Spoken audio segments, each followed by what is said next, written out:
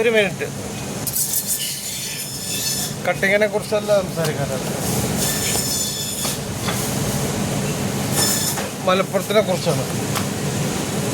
മലപ്പുറം നമ്മളെ സ്കൂൾ പഠിക്കണ 10ാം ക്ലാസ് മുതൽ +1 +2 പഠിക്കുന്ന കുട്ടികളെ കുറിച്ചാണ്.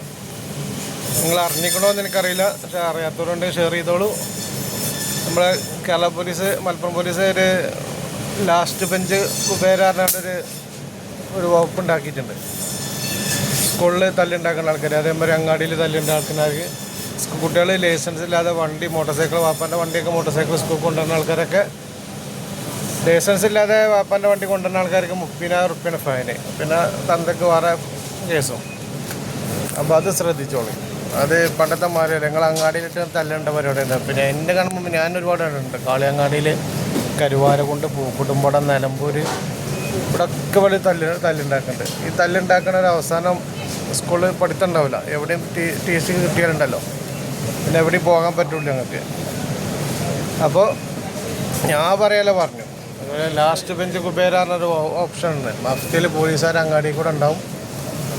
തല്ലുണ്ടാക്കുന്നവരും തല്ല് നോക്കുന്നവരും കൊടുക്കും. ചിലപ്പോൾ തല്ലില്ലാരെ ഒരു വണ്ടി കഴിച്ചിട്ട് നോക്കുന്ന ആൾക്കാരെ കൊടുക്കുക.